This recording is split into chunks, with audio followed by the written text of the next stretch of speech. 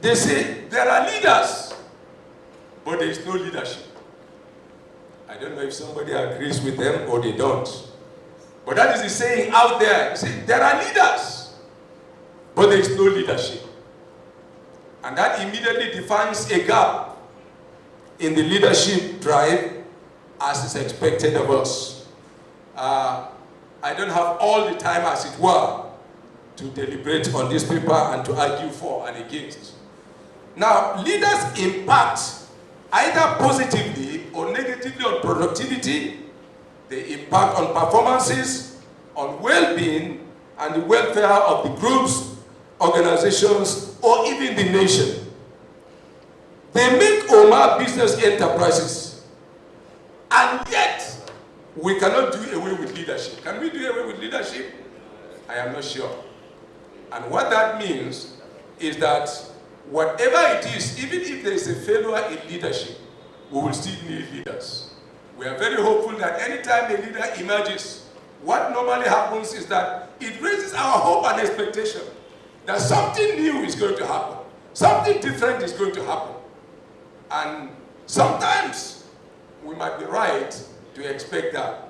But most often, because it has to do with human beings, there's a way the system redefines you in your seat. Now, complex and demanding as leadership is, the expectations about us leaders is unprecedented. Anywhere you are called and you are asked to be a leader, there is that immediate expectation by people about who you are, what is expected of you, and what people want to see in you, around you, and what you have to offer. Now, I want to digress a little and mention this in passing. As we go out for campaigns, as I dress up to appear, if there's a small stain on my dress, somebody will run from somewhere and want to remove that stain from my body. And at the point I ask questions, I say, why are they doing this? It's like leaders are expected to look perfect and clean wherever they are. That is my conclusion about that. And what that tells me is the fact that it is unprecedented, some of the people's expectation about leaders. But that is normal. Leaders and leadership are actually in short supply, requiring purposeful visionary interventions as part of a deliberate policy to raise shame for continuity and survival. Now I say here that others view leadership from different perspectives. People have argued for and against it. Now, but in the history of the theory of leadership, a lot was traced to the fact that when the issue of leadership started coming up, people were looking at the traits and the behavior pattern and whether leaders actually emerge out of situation or circumstances. Or, like the question will always come, are leaders actually born or are made? And I'm sure in the course of this discussion, we will address some of these issues. Go to the next page. What do you see in the next page? Half full and what?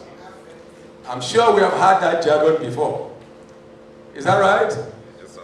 And the question we still ask is, who is actually right in this matter?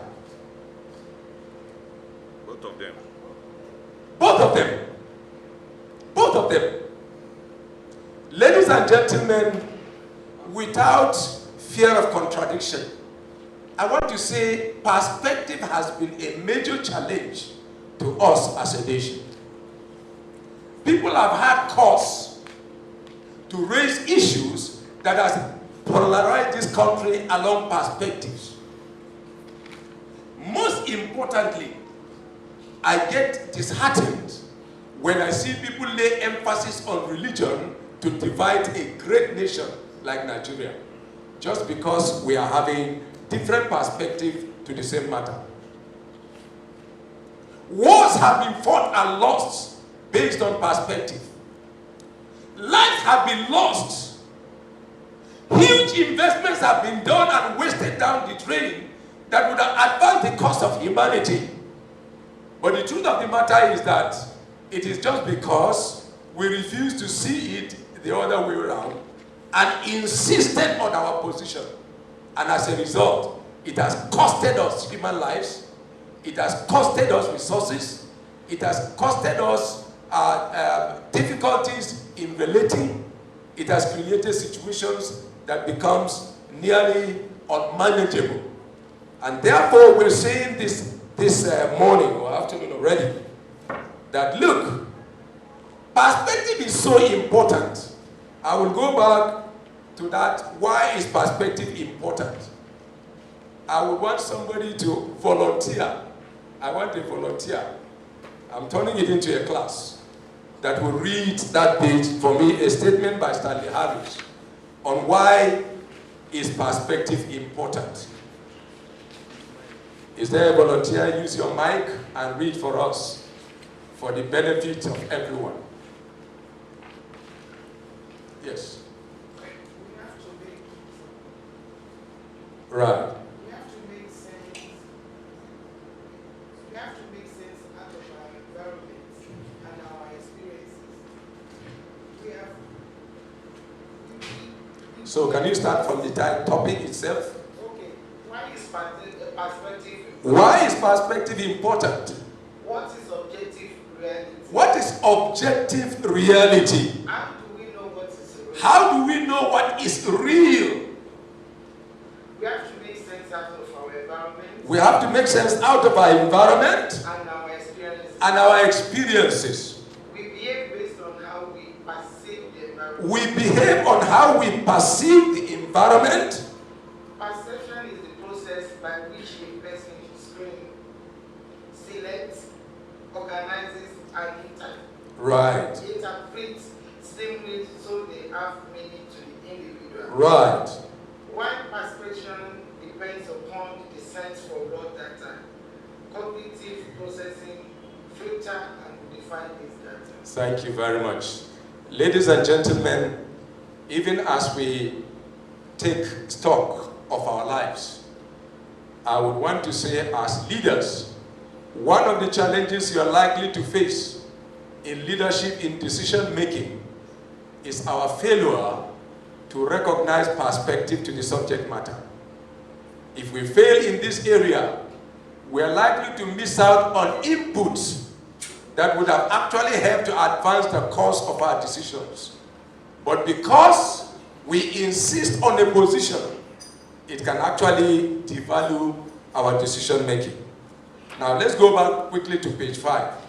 Like I said, time will fail me to address most of these issues. The second trigger I want to raise in this class is to say, how many of you has worked for a terrible boss before? I want this time around, I'm not going to take it. I want you to raise your hand if you're sure you belong to that class. How many of you has worked for a terrible boss before? I want to see your hands up. I want to count it. Please. I'm one. I've raised my own. I have seen 1, 2, 3. Is that okay? Right. I want to congratulate this class, because a large percentage of the people that are here are confirming that they have never worked under a terrible boss. And what that tells me is that perhaps you have received the kind of mentorship that has made you who you are today. On the other side, those that have indicated that they work with terrible bosses, I'm sure they are here because they have learned through the process how to navigate around a terrible boss. Is that okay? Now the next question says, now that it is your turn to lead, what are others saying about you?